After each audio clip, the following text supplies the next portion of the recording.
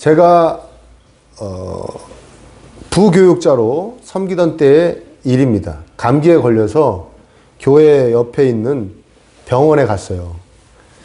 그런데 병원에 딱 들어가니까 그 의사분은 카톨릭 신자이신 것 같더라고요. 왜냐하면 병원 안에 인테리어가 나는 성당 다닙니다 이렇게 해놨더라고요. 성모 마리아 상도 있고 뭐 이렇게 막 있어요. 그래서 아, 여기 이 원장님이 카톨릭 신자인가 보다. 그리고 이제 기다리고 있는데 제 차례가 돼서 이제 딱 진료실에 들어갔더니 저한테 대뜸 옆에 교회 직원이신가 보죠? 그러는 거예요. 그래서 어떻게 아셨습니까? 다 이 배지 달고 다니더만요. 그래요. 그때 우리 이렇게 배지를 이딴만한 거예요. 하얀 거 이만한 거 달고 다녔거든요. 그러니까 주중에 그걸 달고 왔으니 양복 위에다가 딱 달고 왔으니 자기가 딱 보니까 목사죠. 봐도. 그래서 아, 예, 제가 여기 옆에 교회 부목사입니다. 그랬더니 아, 그래요. 그러면서 이제 뭐 진료 여기 얘기하다가 저한테 어떻게 운동은 좀 하십니까? 그러더라고요.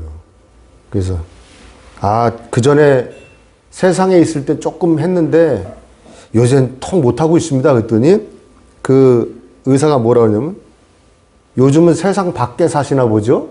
딱 그런 거예요. 제가 그 전에 세상에 있을 때는 그렇게 얘기했으니까요. 비아냥된 거죠. 비아냥된 겁니다. 그러니까 교회와 세상 제발 이원론적으로 보지 마라. 하나지. 교회 생활 따로 있고 교회 바깥의 생활 따로 있는 거 아니다. 한결같이 그리스도인으로 사는 것이다. 그런 얘기 나한테 이제 하고 싶은 거예요, 이 사람이. 그걸 딱 그걸로 친 거예요. 요새는 교회 밖에 사시나 보죠? 딱 그러고 이제 그러는 거죠. 그런데 예수님께서 요한복음 14장에 보면 이렇게 말씀하십니다. 내가 너희들에게 평안을 주는데 세상이 주는 것 같지 않을 것이다. 그러죠. 예수님도 예수님하고 세상을 이렇게 나누시잖아요. 이해되세요? 예수님이 주시는 평안이 있고 세상이 주는 평안이 따로 있다. 그러니까 제가 말한 세상이라는 게 뭡니까? 예수님께서 말씀하신 그 세상을 얘기하는 것, 즉 예수님 믿기 전에 삶을 통틀어 말하는 것이죠. 이해되십니까? 그렇죠. 예수님을 믿지 않은 어떤 영역의 일, 영역의 사람들, 뭐 그런 걸 이야기하는 것이죠. 그러니까 제가 교회 안의 생활과 교회 바깥에서의 삶을 나누어서 생각하고 행하면 안 된다는 것을 모르겠습니까? 그렇죠? 그래서 순간 불쾌했지만 굉장히 불쾌해서 그 얘기를 딱 하죠. 요즘은 세상 바깥에 사시나 보죠? 그런데 딱 불쾌했는데 참았어요. 근데 너무 감기가 심해서 받아칠 힘도 없고 그냥 아, 그래 당신 마음대로 해. 그리고서 아, 예, 뭐 그렇게 그냥 말았는데 그 이후로 생각해보니까 잘 참았어요. 왜 잘 참았냐?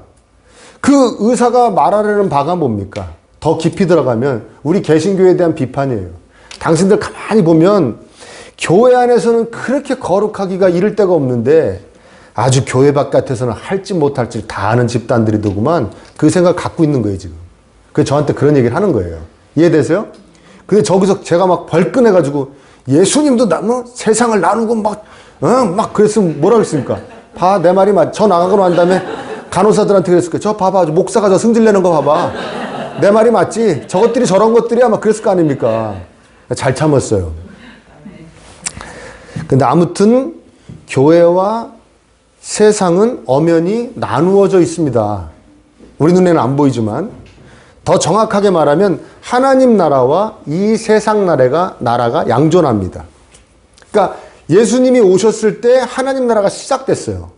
이 세상 나라가 있었는데 마귀가 사로잡고 있는 이 세상 나라가 있었는데 예수님께서 오심으로 하나님 나라가 시작됐어요. 그래서 이 하나님 나라가 시작되고 지금 확장되어져 가고 성숙되어져 가고 막 있는데 이게 언제 완성되냐면 예수님이 다시 오실 때 완성됩니다. 하나님 나라는. 그럼 어느 나라는 끝장날까요? 이 세상 나라는 끝장이 납니다. 예수님 다시 오시면. 그걸 세상 쪽에서 봤을 때 종말이다 이렇게 얘기하는 거죠. 우리가 봤을 때는 완성이라고 얘기해요. 이해되시죠? 그러니까 그때까지 예수님 다시 오실 때까지 우리는 하나님 나라의 백성으로서 하나님 나라의 법으로 하나님 나라의 가치관으로 정신으로 이 세상에서 살아내는 겁니다. 하나님을 주인으로 모시고 섬기며 살면서 하나님의 기쁨을 위해서 이 세상에서 살아가는 거예요. 두 발은 이 세상 나라에 딱 버티고 살고 있지만 우리의 눈에는 보이지는 않지만 우리는 이미 하나님 나라의 백성이 되었으므로 하나님 백성이 된 자로서 하나님 나라의 가치관으로 이 세상에서 살아내는 겁니다. 아멘? 그래서 이 세상에 있는 하나님 나라 백성이 아닌 자들이 우리를 보고 왜 저들은 우리와 똑같이 안 살고 다르게 살지 하고 궁금함을 일으켜야 되는 거예요. 아멘? 그렇죠? 이게 아까 그 의사가 나한테 지적하려고 그랬던 이원론적 삶을 살지 마라 라는 말이 의미하는 바입니다. 똑같아야 된다. 하나님 나라 백성으로서 교회에서도 세상에서도 가정에서도 직장에서도 그리고 쭉 살아야 된다는 것이죠. 그런데 안타까운 것은 반대 현상이 일어난다는 거예요. 이 세상 나라의 가치관이 하나님 나라 안으로 들어와서 마치 그것이 성경이 말하는 하나님 나라의 가치관인 것처럼 방식인 것처럼 되어 있는 안타깝지만 엄연한 그런 현실이 존재한다는 것입니다. 그런데 오늘 본문 말씀, 우리가 읽은 본문 말씀이 그렇게 세상 나라의 가치관이 하나님 나라에 들어와서 또아리를 틀게 만드는 그런데 그래서 우리 그리스도인들이 오해하게 만드는데 근거 본문으로 쓰이는 몇몇 본문 중에 하나가 오늘 읽은 본문이에요. 어떻게 잘못 해석되고 있는지를 살펴보고 그러면 이 본문이 원래 말하려는 바가 뭔지를 오늘 우리가 함께 살펴봤으면 좋겠습니다. 12절을 보세요. 형제자매 여러분, 내게 일어난 일이 도리어 복음을 전파하는 데 도움을 준 사실을 여러분이 알아주시기를 바랍니다. 나에게 일어난 일이 뭐냐면 바울이 투옥됐어요. 이게 사도행전 뒷부분 가면 바울이 막 이제 3차 전도행을 마치고 예루살렘으로 들어가서 예루살렘에서 유태인들에게 붙잡히죠. 붙잡혔는데 유태인들이 거의 막 진짜 죽여버릴 것 같으니까 그 천부장이 와가지고 로마의 천부장이 와서 바울을 구출하잖아요. 근데 바울 암살 계획이 세워지니까 바울을 저기 총독이 살고 있는 가이사랴라는 곳으로 이송해버리죠. 사도행전 읽으셨죠? 네. 그 이후부터의 투옥 생활 중에 쓴 게 빌립보서입니다. 그러니까 정확하게 가이사랴에서 썼는지 아니면 아예 로마로 이송돼서 로마에서 썼는지는 몰라요. 아무튼 투옥되었을 때 쓴 거예요. 이해되시죠? 그게 뭐라 그럽니까? 아무튼 투옥되어서 자기가 투옥되어 있으니까 13절에 보십시오. 14절에 보십시오. 주님 안에 있는 형제자매 가운데서 많은 사람이 내가 갇혀 있음으로 말미암아 더 확신을 얻어서 하나님의 말씀을 겁없이 더욱 담대하게 전하게 되었습니다. 바울 목사님이 투옥되었으니까 이 동료 그리스도인들이 거기에 감동과 자극을 받았다는 거예요. 우리 바울 목사님도 예수님 열심히 전하다가 옥살이 하는데 우리가 이렇게 그냥 뭐 먹고 살까 뭐 입고 살까 이것만 신경 써도 되겠어? 목사님도 저렇게 갇히셨는데 우리 더욱더 열심히 복음 전하자 그러고 막 그 복음 전파에 대한 열정이 막 일어났다는 거예요. 그리고 그 복음 전파의 열정이 일어났는데 또 다른 형태의 모습이 나타났는데 그게 바로 15절부터 설명을 합니다. 어떤 사람들은 시기하고 다투면서 그리스도를 전하고 어떤 사람들은 좋은 뜻으로 전합니다. 좋은 뜻으로 전하는 사람들은 내가 복음을 변화하기 위하여 세우심을 받았다는 것을 알고서 사랑으로 그리스도를 전하지만 시기하고 다투면서 하는 사람들은 경쟁심으로 곧 불순한 동기에서 그리스도를 전합니다. 그들은 나의 감옥 생활에 괴로움을 더하게 하려는 생각을 품고 있습니다. 이게 무슨 얘기인가? 어떤 사람들은 바울 목사님이 투옥됐으니까 야 우리 사랑하는 바울 목사님 복음 전파하다가 옥에 갇히셨는데 우리도 우리 사랑하는 예수님 열심히 전하자 하고 전하는데 어떤 사람들은 다툼으로 경쟁심으로 시기하면서 그리고 자기들이 복음 전하는 게 바울 목사님한테 괴롭게 하는 거라고 생각하고서 열심히 복음을 전한다는 거예요. 이게 무슨 말입니까? 여러 가지 해석이 있는데 가장 근접한 해석은 뭐냐면 바울을 평상시에 탐탁하게 여기지 않는 그리스도인들이 있었다는 거예요. 있었겠어요? 없었겠어요? 있어요. 여러분 주변 사람들이 다 여러분 좋아하는 거 아니죠? 그런 착각하면 큰일 나요. 에? 아멘? 여러분 지지율이 한 60% 나오면 잘 나오는 거예요, 여러분. 오해하지 마세요. 다 나 좋아할 거야. 오해하지 마십시오. 51% 나오면 잘 산 거예요. 근데 우리 그리스도인들은 100을 보고 살아야겠죠? 아무튼 그러나 현실은 몇 프로 나오면 잘 산 거다? 반. 내 주변 사람이 반 나 괜찮은 사람이라 그러면 잘 산 거예요.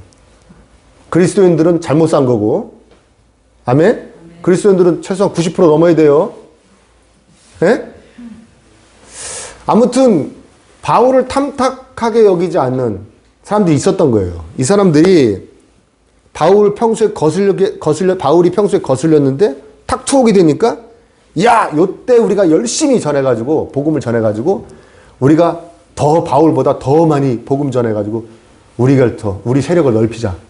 우리 세력을 키우자. 막 이런 생각을 한 거예요. 그리고 또 어떻게 하면 그러면 바울이 그 옥살이 하면서 얼마나 배가 아파가지고 떼굴떼굴 구를까? 속상할까? 소식이 계속 전해지니까 야, 우리 교세가 늘고 뭐 그러면 바울이 맨날 우리 보고 뭐 너네들 복음을 이상한 복음 전한다고 그러고 뭐 어쩌고저쩌고 했는데 우리가 복음 잘 전해가지고 우리가 더 커지면 바울이 정말 속상하겠지, 수감 생활이 더 힘들어지겠지 하고 복음을 전했다는 거예요. 근데 바울이 그걸 다 아는데 뭐라고 합니까? 거기에 대해서 평을 합니다. 18절에 그렇지만 어떻습니까? 상관없다는 거예요. 거짓된 마음으로 하든지 참된 마음으로 하든지 어떤 식으로 하든지 결국 그리스도가 전해지는 것입니다. 나는 그것을 기뻐합니다. 앞으로도 또한 기뻐할 것입니다. 이렇게. 여기서 이제 오해가 생기는 거예요. 응? 어떤 식으로 하든지. 에? 뭐예요? 거짓된 마음으로 하든지 참된 마음으로 하든지 의도가 어떻든 상관이 없다. 방법도 상관이 없다. 뭐만 전해지면 된다? 복음. 그리스도만 전해지면 된다. 여기서 오해가 생긴 거예요. 복음만 전해진다면 기뻐할 것이다. 그래서 오늘날의 교회에서도 무슨 방법이든지 그리스도만 전해지면 된다. 무조건 교회로 모시고 와라. 데리고 와라. 복음 전파에 쓰이는 방법은 다양하다. 의도가 어떻든 상관없다. 바울도 상관없다 그랬지 않냐. 그러는 거예요. 그래서 어떤 의도가 목사가 앞에서 복음을 전해야 됩니다. 여러분 주변에 있는 분들 교회로 모시고 오십시오. 막 이렇게 막 얘기할 때 의도가 그 개인적인 영달을 위해서 말은 복음 전파지만 자신의 개인적인 영달, 목사 가정의 목사 집안의 영원한 부를 축적하기 위해서 세습하기 위해서 의도가 그래도 상관없다는 거죠. 목사 중에는 이렇게 생각하는 사람들이 있습니다. 자, 내가 세습을 하면 내 아들이나 사위한테 세습을 하면 성도들이 다 마음에 들어하는 거 아니다. 나갈 거다. 교회를 왜 세습하냐고 나갈 거다. 그렇다. 그러면 좋다. 반이 나간다고 하자. 그럼 내가 지금 우리 교인이 10,000명인데 반 나가면 5,000명 남는 거 아니냐. 교인이 6,000명인데 반 나가면 3,000명 남는 거 아니냐. 우리 아들이 어디 가서 3,000명하고 목회를 하냐. 반 나가도 된다. 그러니까 세습하기 전까지 어떻게든지 교인 수를 더 늘려놔야 된다. 이렇게 생각하는 목사님이 주변에 간혹 아주 빈번하게 있습니다.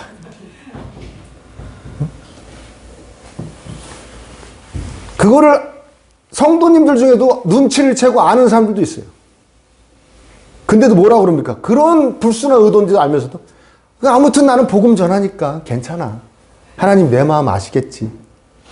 목사님은 저런 생각 갖고 있어도 나는 복음 전하는 거니까 괜찮아. 어떻게 해서든지 복음만 전해지면 된다고 그러셨잖아. 빌립보서 1장에 이렇게 받아들이는 거예요. 저기 노원구에 가면은 큰 교회, 두 교회가 이렇게 나란히 있습니다. 이렇게. 아주 그냥 그래서 이 교회, 양교회의 그 교회의 목표는 뭐냐? 앞교회 이기기. 앞교회보다 더 성도가 많아지기. 그거예요. 두 교회가 똑같이. 그런 식으로도 복음을 전하고요. 그래서 의도도 상관이 없으니까, 어때도 상관없으니까 방법도 상관이 없습니다. 그래서 막 돈으로, 물건으로 막 성도들을 충동해요. 한 명 데리고 지금부터 한 10년 더 된 일인데, 강남에 있는 교회에서 성도 2명인가 1명 데리고 오면 스마트폰을 줬어요. 다니고 싶죠? 응? 굉장히 크고 유명한 교회인데 스마트폰을 줬어요. 저도 그 얘기를 듣고 깜짝 놀랐어요. 그거 어디서 나서, 재정이 어디서 나서 그걸 줬냐. 그건 이제 돈 있는 성도님들이 기부하는 거예요. 목사님이 복음 전파에 쓰는 거니까 내셔. 그래가지고 그 스마트폰을 잔뜩 사다가 스마트폰을 줬어요. 응? 또 경쟁 붙이죠. 복음 전파하는데 경쟁 붙여요. 1교구, 2교구 있으면 이긴 교구는 교회 버스 타고 단풍놀이 가고 진 교구는 교회 청소해. 대청소. 뭐 이런 걸로 붙이는 거예요. 가관입니다. 그런 모든 행위들이 다 그 근거 본문이 뭐라고요? 빌립보서 1장 이 본문이에요. 12절 18절. 그런데 바울이 이렇게 하는 것, 즉 시기하며 다투면서 복음을 전하는 것, 경쟁심으로 불순한 동기로 전하는 것, 거짓된 마음으로 복음을 전하는 것이 옳다고 말하는 본문이 아닙니다. 참으로 옳지 않지만, 그렇게 하면 절대 안 되지만 자신은 참을 수 있다라는 뜻이에요. 그런 짓거리를 참을 수 있다. 왜? 나는 괜찮다. 그들의 그런 번영이 부럽지도 않고 배 아프지도 않다. 나는 괜찮다. 오직 나는 그리스도를 바라보고 그분의 그 사랑이 전해지는 것을 보고 나는 그것만 그냥 기뻐할 뿐이다. 라는 이야기지. 아멘입니까? 그런 짓을 해도, 그런 의도로 해도 괜찮다는 본문이 아니에요. 바울이 이 빌립보 지금 편지 쓰고 있잖아요. 근데 이 빌립보를 처음 교회를 세울 때 있었던 일이 어떤 일입니까? 바울이 막 능력이 나타나고 막 이러니까 귀신 들려갖고 점치던 여종이 바울을 막 따라다녀요. 바울을 따라다니면서 이 여인이 바울 따라다니면서 뭐라고 얘기하는 줄 아십니까? 이 사람들은 가장 높으신 하나님의 종들인데 여러분에게 죄를 용서받고 구원받을 수 있는 길을 선포하고 다닙니다. 이러고 따라다녀요. 난 누가 그러고 따라다녔으면 좋겠네. 정신 나간 분이 나 그러고 따라다녔으면 좋겠어. 이 목사님은 지극히 높으신 하나님의 종인데 여러분들에게 죄를 용서받고 구원받을 수 있는 방법을 선포하는 겁니다. 그리고 누가 따라다녔으면 좋겠어요. 근데 바울이 뭐라고 그러니까? 무지하게 괴로워했다고 그래요. 그러면서 너 도저히 안 되겠다. 그리고 귀신을 쫓아내버려요. 그래가지고 그것 때문에 두들겨 맞고 옥에 갇히는 거 아니에요. 나중에 이제 지진이 나서 옥문이 열리고 간수들이 구원받고 막 그러지만 아무튼 바울이 왜 괴로워합니까? 엄연히 그렇게 옳은 말을 하고 어떻게 보면 복음 전파에 도움이 되는데도 왜 바울이 괴로워합니까? 귀신 들린 자가 전할 예수님이 아니라는 거예요. 저렇게 그냥 대충 알아가지고 막 전할 예수님이 아니라는 거예요. 막 전할 예수님이 아니라는 거예요. 하나님께서 원하시는 방법으로, 즉 예수 그리스도의 은혜를 충분히 입은 자가 복음에 대해서 깨닫고 그 안에 축복을 맛보며 누리며 그렇게 살면서 사랑과 정성을 다해 전해야 할 복음이지, 저 귀신 들린 자가 막 소리 지르듯이 막 전할 복음이 아니다. 그렇게 값싼 복음이 아니라는, 그러니까 괴로워한 거예요. 이게 얼마나 귀한 건데 네가 귀신 들린 게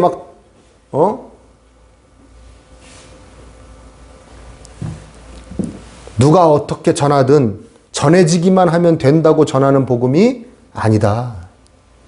바울이 그렇게 생각한 거죠. 그래서 혼낸 겁니다. 쫓아낸 거예요. 그렇게 하지 말라고. 여러분 함께 생각해 보시죠. 모든 고등 종교, 즉 이렇게 경전을 가지고 윤리를 따지고 그러는 걸 이제 고등 종교라고 그러는데, 고등 종교의 발언과 부흥의 포인트는 뭡니까? 여러 가지 있지만 제자들의 우수함과 제자들의 탁월함이에요. 세상적인 탁월함. 그렇지 않습니까? 석가모니의 제자들 대단했고요. 다 그랬습니다. 근데 기독교는 참 희한하죠. 제자들이 평범하고 또 평범함 밑으로 열등합니다. 지금보다 더 출신 성분, 뭐 학력, 세상적 지위를 따지던 지금부터 2000년 전에 예수님 쟤는 다 뭐 어부, 세리, 뭐 그런 거예요. 거기다가 모든 민족 중에 가장 천대받던 유태인들이었어요. 아니, 그야말로 경쟁력 있는 자들을 쓰시지, 하나님이, 예수님이. 왜 이런, 그러면 복음이 더 잘 전해. 유명한 철학가라든가, 세상적인 큰 부호라든가, 권력자라든가, 이런 사람들을 제자로 삼으시지, 왜 이런 자들을 쓰셨는가? 하나님은 그렇게 해서 당신의 뜻을 이루어가는 분이 아니라는 겁니다. 아, 여기가 더 효율이 좋겠다. 아, 여기가 좀 잘 되겠다라고 쓰시는 분이 아니라는 거예요. 아까 세상적 가치관이 교회에 와가지고 또아리를 튼 게 여러 개 있다고 그랬지 않습니까? 그게 뭐냐면 실용주의. 기독교 실용주의. 뭐예요? 뭐 이건 제가 여러 번 설명해서 다 아실 거예요. 권사님 일어나 설명 좀 해보셔요. 내가 한 200번은 얘기한 것 같은데. 기독교 실용주의가 뭡니까? 어느 길로 가든 서울만 가면 된다는 거예요. 뭘 타고 가도 서울만 가면 된다는 게 실용주의예요. 이해되세요? 기독교는 실용주의가 아니에요. 어떻게 해서든지 결과만 잘 나오면 된다. 어떤 방법이든 의도든 상관없다가 아니에요, 기독교는.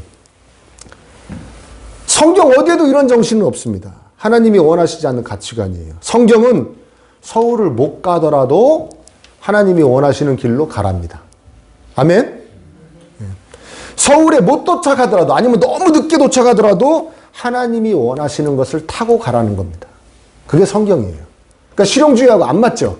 이해되십니까? 왜? 우리의 삶의 목적은 서울 가는 게 아니라 우리의 삶의 목적은 하나님께 기쁨을 드리는 것이 목적이기 때문에 그렇습니다. 그러니까 실용주의가 안 통하는 거예요, 원래 우리 기독교에서는. 이 본문이 진정 우리에게 말씀하시는 분은 분명합니다. 그건 뭐냐? 바울 안에는 예수님에 대한 사랑과 진실함이 있다는 거예요. 아멘? 따라서 예수님에 대한 사랑과 진실함으로 사람에 대해서도 사랑하고 순수함을 가지고 있다는 거예요. 바울은 어떻게 이처럼 느낄 수가 있을까요? 바울은 어떻게 이처럼 말할 수가 있을까요? 예수님의 이름이 전해지니 나는 괜찮다. 어떻게 이렇게 말하고 생각할 수 있냔 말이에요. 바울의 마음속에는 오직 예수님에 대한 사랑과 어떤 그런 사람에 대한 순수함, 진실함만이 가득했기 때문입니다. 바울이 만약에 마음속에 내가 그 누구보다도 복음 잘 전한다는 평가를 받으며 살 거야, 뭐 이런 마음을 먹고 있으면 진짜 괴롭죠. 자기는 옥에 갇혀서 꼼짝도 못하고 있는데 자기 반대파들이 막 복음을 너무 잘 전해가면 교세가 확장되면 괴롭죠. 그래요, 안 그래요? 바울은 그런 게 없어요. 누구하고 경쟁적으로 전하는 게 아니에요. 내가 어떻게 해서든지 저 사람보다는 더 잘 될 거야, 이런 마음도 없어요.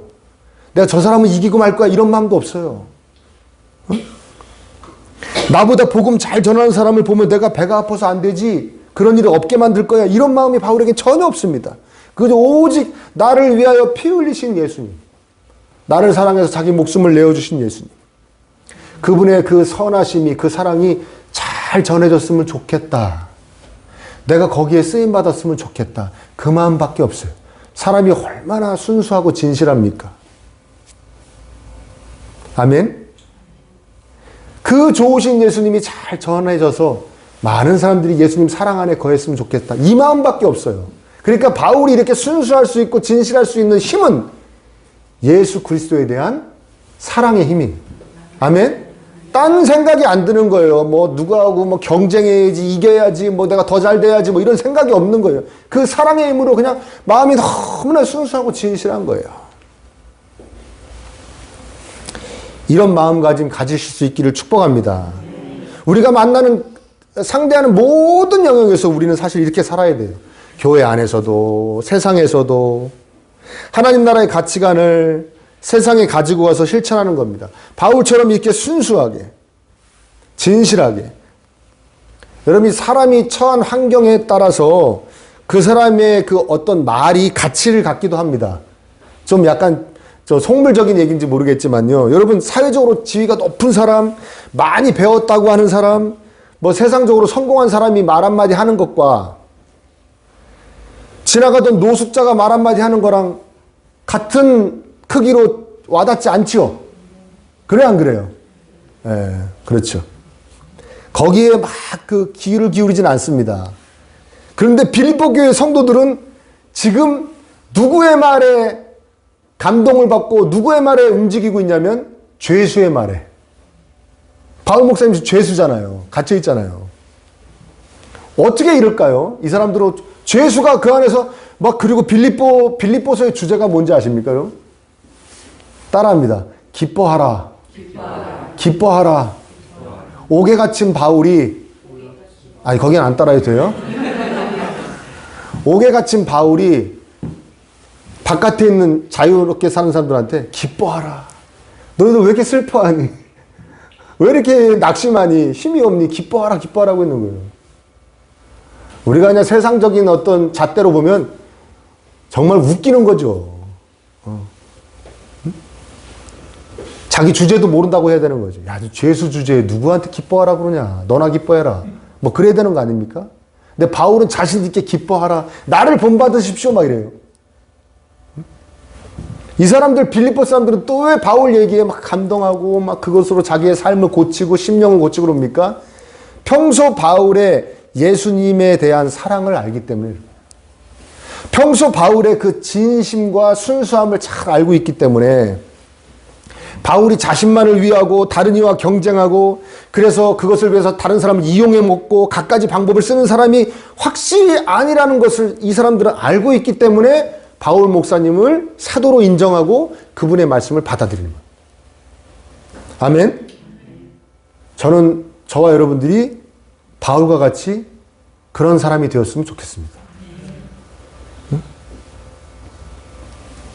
예수님과 사람들에게 참으로 진실하고 정말 사랑한다는 것을 내 배우자가 인정해주고 내 자식이 인정해주고 내 부모님이 인정해주고 그리고 기쁨의 교회의 성도님들이 인정해주고 세상의 사람들에게 인정받을 수 있기를 축복합니다. 저 사람 정말 예수님 사랑하고 그래서 순수하고 진실한 사람이야. 약 올릴 수도 없어. 저 사람은 배 아프게 할 수도 없어. 계산기 두드리는 사람이 아니야. 정말 순수해. 진실하고 그냥 오직 예수, 오직 하나님께 기쁨이야. 그런데 참 어렵죠. 어려워요, 안 어려워요? 그쵸? 누굴 만나든 어떤 일만 닥치면 계산기 바로 눈앞에 딱 뜨죠. 또 눌러가지고 플러스냐 마이너스냐, 나한테 플러스냐 마이너스냐 계산기 막 두드리죠. 또 저만 그렇다는 눈빛으로. 어렵죠. 이렇게 바울처럼 순수하기 어렵습니다. 아까도 얘기했지만 바울 어떻게 가능했습니까? 예수님의 사랑에 겨워. 예수님의 귀한 사랑에 겨워서 예수님을 너무너무 사랑했어. 예수님 기뻐하시는 것 외에는 생각도 가지 않고 손도 가지 않고 우리가 순수하고 진실할 수 있는 건 오직 예수님의 사랑의 힘으로만 가능하다는 것을 명심하시기를 축원합니다. 그래서 여러분 말씀과 기도로 늘 성령 하나님의 인도하심을 받으셔야 돼요. 내 안에서 예수님의 나를 향한 사랑을 늘 깨닫게 하시고 느끼게 해주시는, 부어주시는 그 성령님의 도우심으로 날이 가면 갈수록 예수님을 더 많이 사랑하시는 그런 성도님들이 되어 가시면 우리도 순수해질 줄 믿습니다. 바울처럼 진실해질 줄 믿습니다. 언제 어디서나 정말 누구나 인정할 수 있는 순수하고 진실한 사람으로 변화되어져 가시기를 간절히 축복합니다.